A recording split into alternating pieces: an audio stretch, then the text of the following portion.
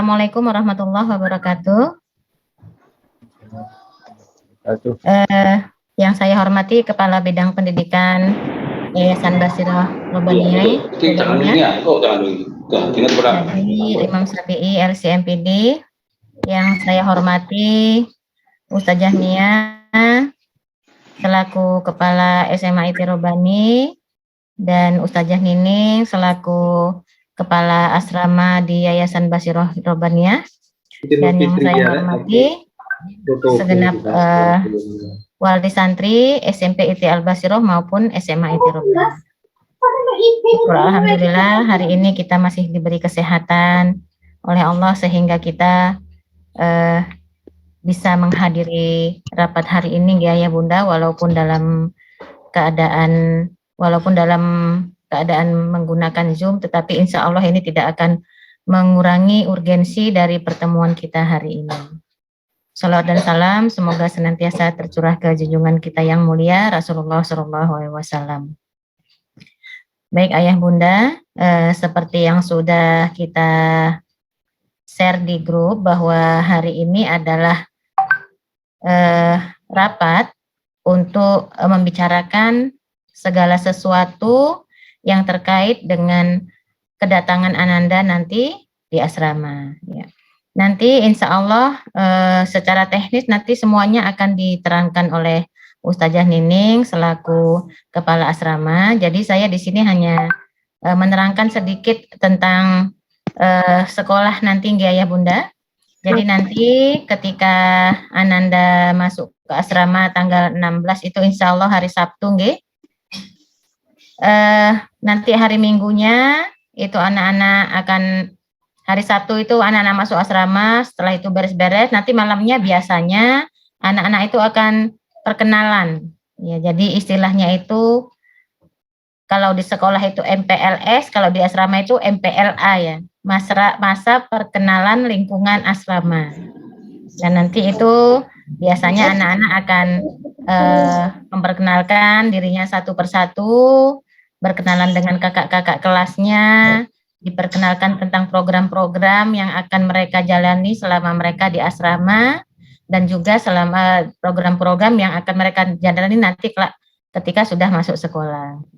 Itu acaranya biasanya sampai hari Minggu gitu ya. Jadi segala sesuatu yang anak-anak tidak paham baik di lingkungan asrama itu akan dibantu oleh kakak-kakaknya ataupun dibantu oleh ustadz-ustadzah yang ada di asrama.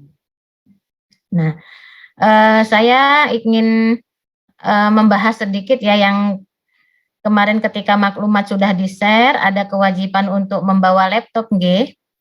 Nah, itu memang sebelumnya kita di yayasan maupun di sekolah itu agak berat gitu Bunda, kalau kita ingin mewajibkan untuk anak-anak membawa laptop itu memang sebenarnya kita agak berat, karena kita paham tidak semua perekonomian orang tua itu mendukung ya untuk membeli laptop yang sekarang harganya itu sudah jutaan minimal itu yang paling murah itu 6-7 juta itu yang paling murah seperti itu. Nah, tetapi ini juga bukan kemauan kita ya Bunda. Jadi mohon dipahami, mohon dimaklumi bahwa sekarang pemerintah menerapkan kurikulum baru yang namanya itu adalah kurikulum merdeka.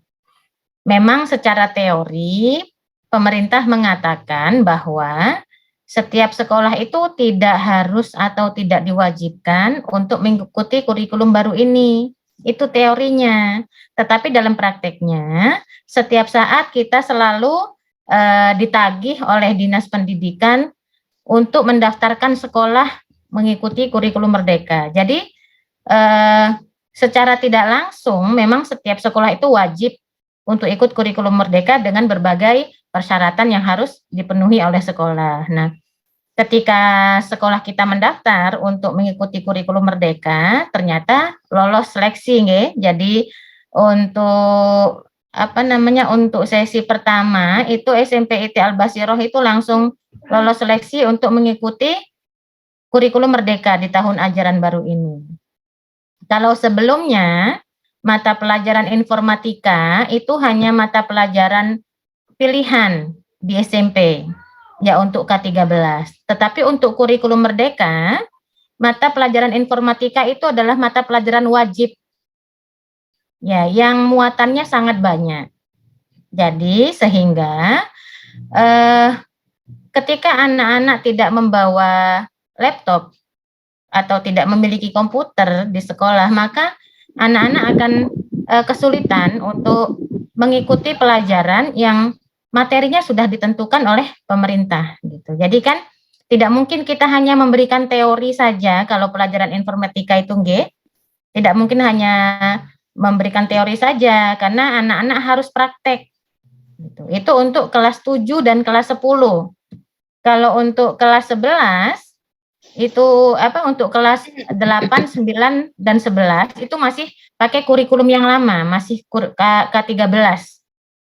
Makanya untuk anak kelas 8 dan 9 tidak kita wajibkan untuk membawa laptop, tetapi dianjurkan membawa laptop sehingga mereka tidak terlalu gagap dengan teknologi gitu.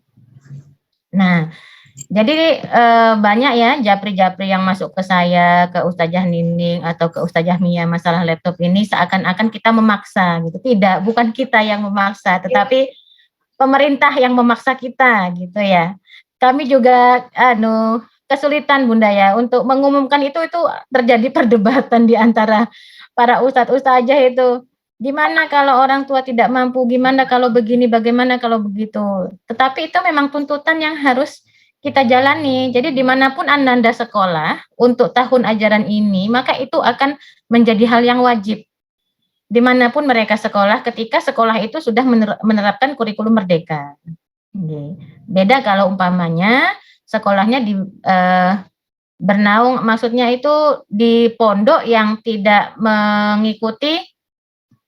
mengutamakan pelajaran umum yang banyak muatan agamanya. Mungkin mereka memiliki kurikulum sendiri seperti di Gotor gitu kan, mereka memiliki kurikulum sendiri, jadi tidak harus mengikuti kurikulum atau aturan yang ditetapkan oleh pemerintah gitu. Jadi karena kita masih berada di bawah naungan Dinas Pendidikan, maka mau tidak mau, suka tidak suka, kita harus mengikuti segala aturan yang sudah diterapkan oleh Dinas Pendidikan gitu. Jadi sekali lagi tadi saya sudah katakan di grup ya bahwa tidak usah terlalu resah dengan kewajiban membawa laptop ini. Yang penting kita masukkan dulu anak-anak ke asrama, biarkan mereka belajar dengan tenang, biarkan mereka belajar dengan nyaman, sehingga nanti mereka bisa mengikutinya dengan baik pelajaran-pelajaran di sekolah. Nanti kalau nggak bawa laptop gimana Ustazah? Nanti kita pikirkan bersama-sama jalan keluarnya, Nggih. Apakah nanti pakai laptop Ustazahnya atau nanti pakai beberapa unit komputer yang ada di sekolah gitu. Nanti kita pikirkan bersama-sama jalan keluarnya. Jadi jangan terlalu, aduh gimana nih anak saya nggak punya laptop Ustazah, wes nggak usah saya masukkan dulu wes, nanti aja sampai nunggu ada laptop, tidak usah seperti itu. Jadi pokoknya nanti tanggal 16 dibawa saja anak-anak ke sekolah, dimasukkan asrama, nanti segala sesuatu yang lain-lain berkenaan dengan laptop itu nanti kita cari jalan keluarnya bersama-sama gitu. Jadi jangan terlalu resah nggih Bunda nggih. Nah, mungkin juga ada kekhawatiran di antara beberapa jenengan, khawatir nanti Ananda terlalu banyak menggunakan laptop gitu nggih. Seperti yang sudah saya terangkan bahwa dari dulu memang kita tetap menggunakan laptop, tapi dari dulu tidak kita wajibkan anak-anak, tetapi dan alhamdulillah sampai sejauh ini kita masih bisa mengontrol anak-anak untuk menggunakan laptop ketika pelajaran sekolah saja. Jadi ketika mereka tidak dalam pelajaran di sekolah, itu laptop tidak diberikan. Ya, jadi disimpan oleh ustadz dan ustazahnya begitu, nggih. Jadi nanti di sekolah pun ketika mereka menggunakan laptop itu akan kami kawal dengan baik ya, dan kami akan menutup beberapa aplikasi ya seperti YouTube atau Facebook itu nanti tidak akan bisa dibuka oleh laptopnya ya, tidak bisa dibuka laptopnya ya, Facebook dan IG segala macam itu nanti kami setting supaya tidak bisa dibuka di laptop anak-anak. Dan YouTube itu nanti insya Allah ada caranya bagaimana supaya anak-anak tidak melihat konten-konten yang tidak layak dilihat oleh anak-anak gitu. Nggih, insyaallah nanti akan kami kontrol semaksimal mungkin nggih. Jadi anak-anak benar-benar menggunakan laptop sesuai dengan, pelajaran yang, diajarkan oleh ustadz dan ustadzah di sekolah. Itu nggih Ayah Bunda. Selanjutnya untuk masalah seragam ya, kemarin juga banyak yang menanyakan itu,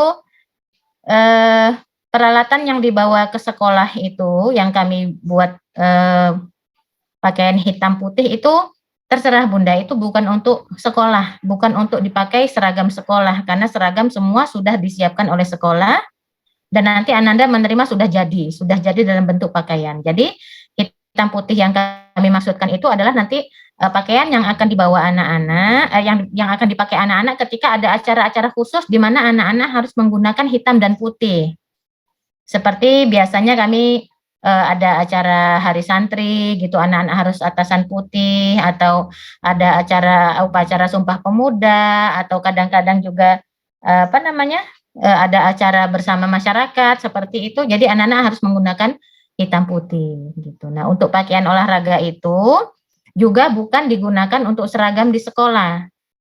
Karena anak-anak ada apa namanya, jadwal berolahraga ya, selain pelajaran di sekolah itu ada hari Minggu anak-anak itu olahraga bersama. Nah, itu maksudnya olahraganya, baju pakaian olahraga itu dipakai ketika olahraga di luar olahraga yang termasuk dalam mata pelajaran sekolah. Jadi kalau olahraga yang masuk dalam mata pelajaran di sekolah itu baju olahraganya sudah ada sendiri. Jadi nanti maksud kami ketika anak-anak berolahraga tidak di dalam pelajaran sekolah, mereka tidak menggunakan seragam olahraganya. Itu karena seragam olahraganya dipakai nanti ketika sekolah. Seperti itu, nggih. Nah, untuk sepatu Ustazah, bolehkah dibawa sepatu yang boleh 2 Ustazah, yang satu pentopel, satu sepatu olahraga? Boleh, monggo silakan. Satu tidak apa-apa, ada satu sepatu kan ada Bunda nggih, sepatu yang bisa untuk olahraga, bisa untuk upacara kan ada nggih. Nah, itu tidak apa-apa. Kalau mau bawa 2, satu untuk upacara, untuk acara resmi, yang satunya untuk olahraga juga tidak apa-apa, monggo.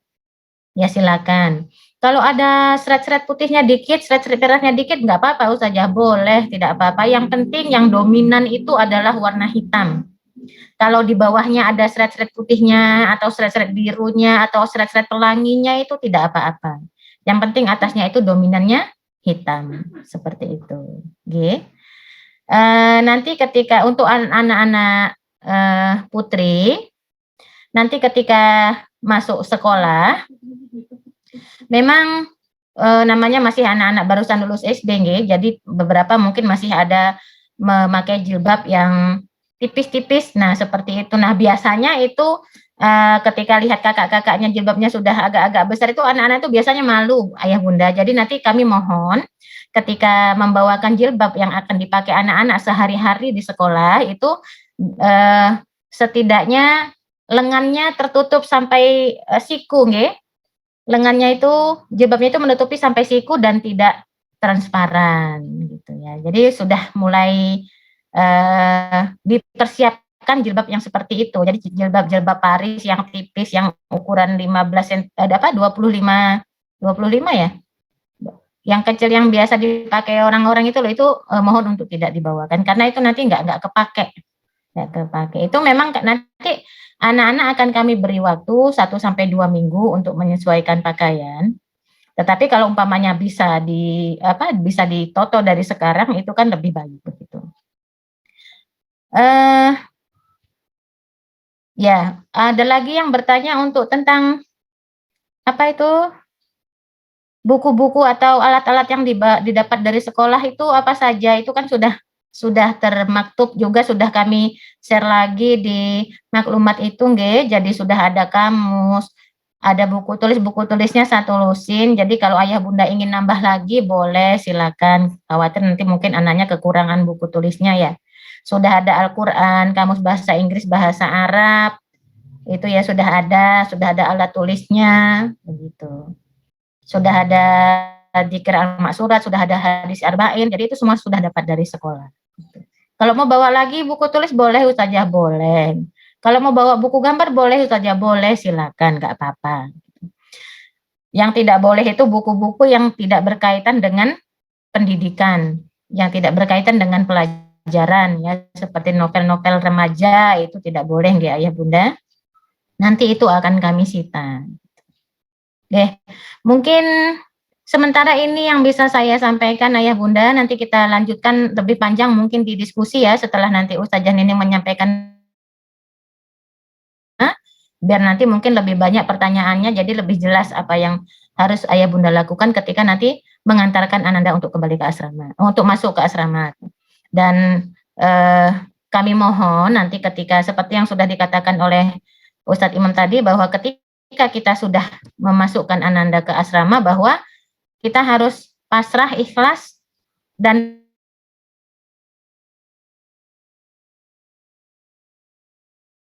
ya, harus percaya dan ikhlas seperti itu nggih Bunda.